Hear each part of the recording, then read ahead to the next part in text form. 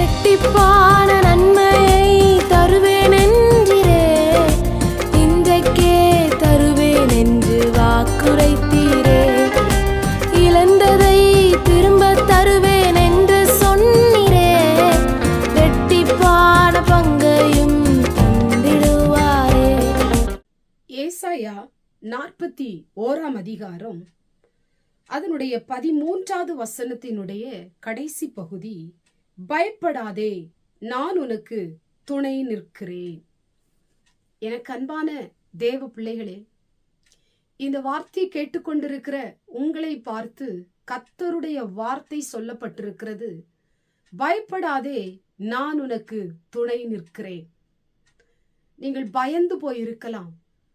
ஏதோ ஒரு காரியம் உங்களை பயமுறுத்தி கொண்டிருக்கலாம், அல்லது ஏதோ ஒரு காரியத்தை குறித்து நீங்கள் பயந்து போயிருக்கலாம். இன்றைக்கு பயம் ஒரு மனுஷனை நெருக்கும், ஒடுக்கும், அழுகையை கொண்டு வரும், கவலைகளையும் பாரத்தையும் கொடுத்து கொண்டே இருக்கும். இன்றைக்கு ஆண்டவர் உங்களை பார்த்து சொல்லுகிறார், நீ பயப்படாத. நான் துணை இருக்கும் பொழுது, நான் உங்க கூட இருக்கும் பொழுது ஏன் பயப்பட வேண்டும்? சத்ரு உங்களை பயமுறுத்தி கொண்டிருக்கிறானா? அல்லது மனிதனுடைய வார்த்தைகள் உங்களை பயமுறுத்தி கொண்டிருக்கிறதா? இரவிலே சொப்பனங்கள் உங்களை பயமுறுத்தி கொண்டிருக்கிறதா? அல்லது ஏதோ ஒரு காரியத்தை குறித்து நீங்கள் பயந்து போய் இருக்கிறீங்களா?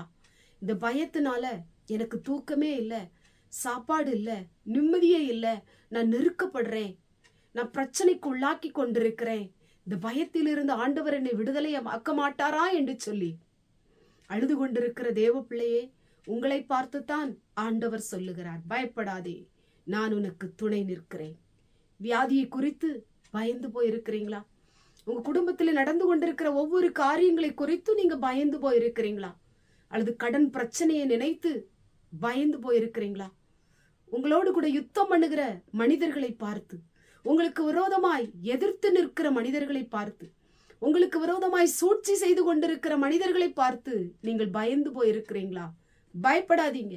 ஆண்டவர் இன்றைக்கு உங்களை பலப்படுத்துகிறார், உங்களை தைரியப்படுத்துகிறார். பயத்தை போக்குகிற இயேசு ஒருவர் இருக்கிறார். அவர் உங்களுடைய வலது கரத்தை பிடிக்கிறவர், உங்களோடு கூட இருந்து உங்களுக்கு துணையா இருக்கிறவர்.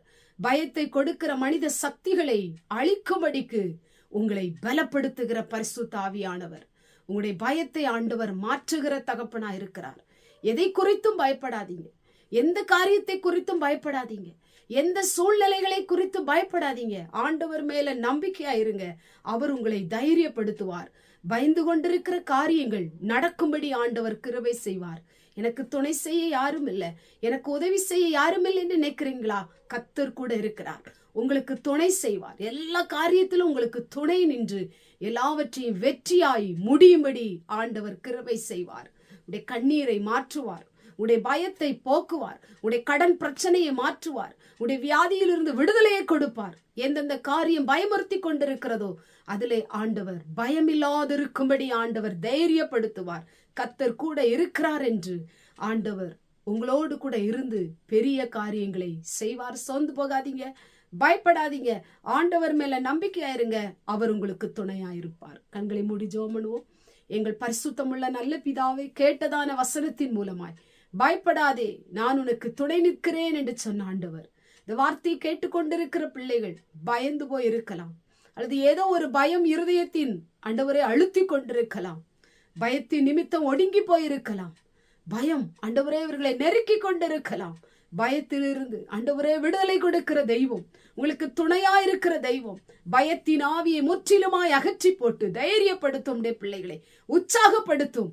பயங்கள் மாறட்டும், பலன் உண்டாகட்டும். இயேசுவின் மூலம் ஜெபிக்கிறோம் பிதாவே, ஆமென்.